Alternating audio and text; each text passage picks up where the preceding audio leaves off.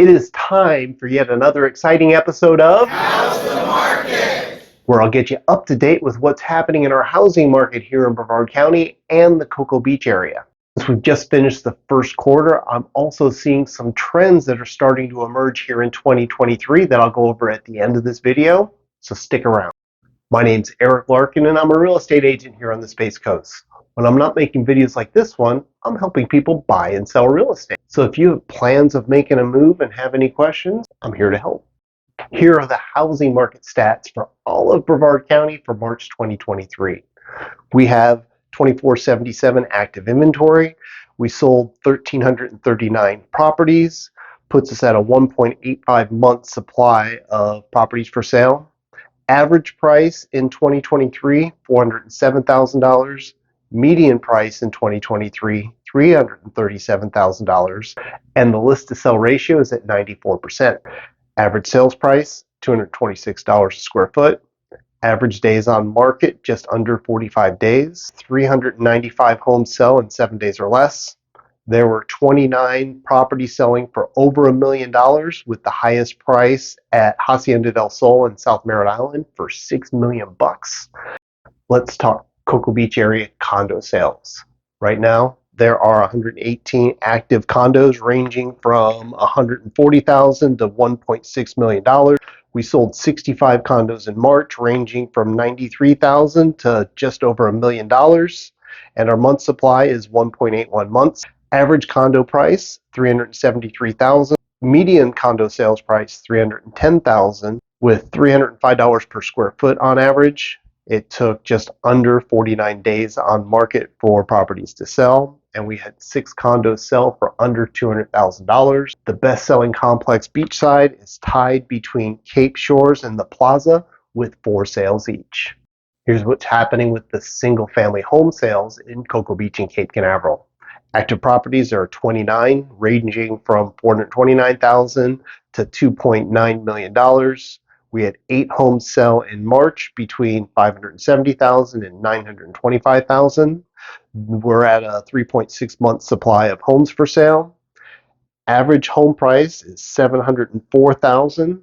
Median sales price was $645,000, with the average price per square foot of $408. Took just over 52 days on average to sell a home. Home selling under $500,000, we had 0, and homes selling over $1 million, we also had 0. Now that you heard the numbers for March, what do you think's happening with our housing market here in Brevard County and the Space Coast? Are there still signs of a crash in your opinion? Do you think things are starting to pick up and we're going to have an increase in prices again, or are things just kind of stabilizing? I'd love to hear from you. Let me know in the comments below. Since I'm still hearing folks say that they're seeing signs of a housing market crash and they're sitting on the sidelines just to see what prices are going to do and maybe what interest rates are going to do, let's talk about what a market crash could look like.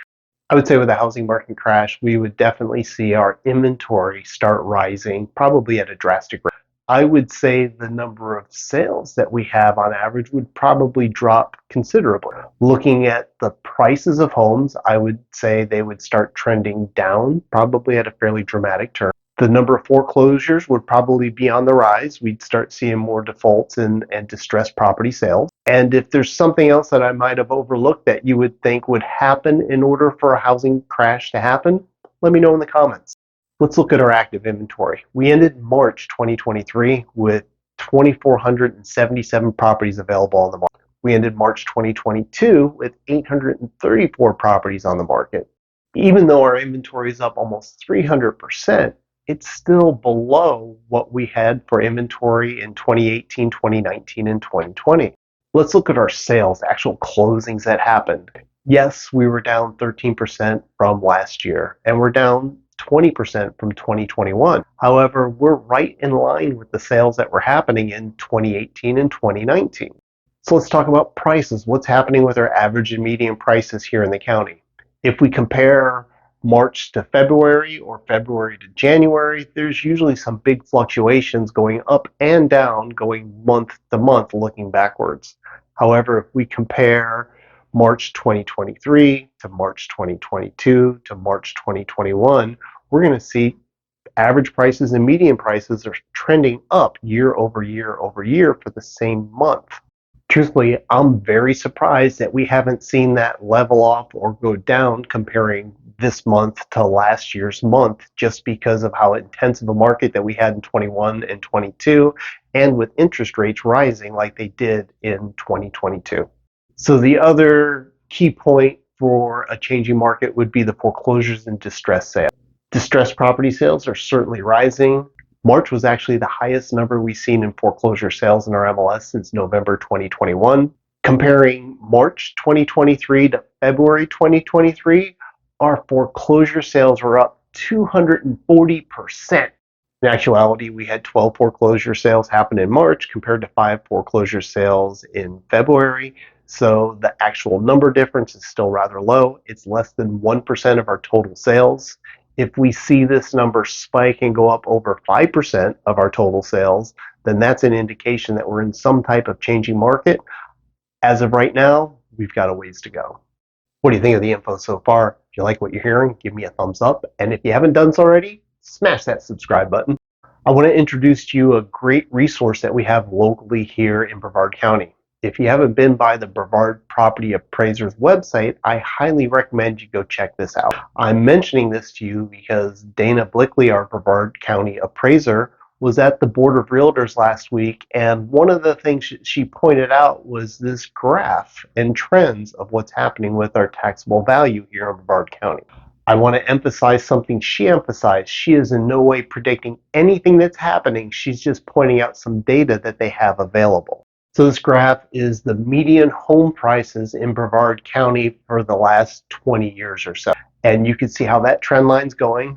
The bottom red trend line is a 4% annual growth of values. And you could see in 2006 area, she has it circled that that's where the last market crash was. And if you look to where things are at now in 2021 and 2022, there's a big gap between median price values and that 4% trend line. So it could be an indication that something's coming. Again, I don't know for certain. Just wanted to point out this bit of data for you to go check out. So our housing market, is this kind of growth and increase in property values sustainable? Probably not. Should we expect some type of correction with what's happening in our housing market? I'd say yes, we should expect something, but when will that happen? I'm really not certain.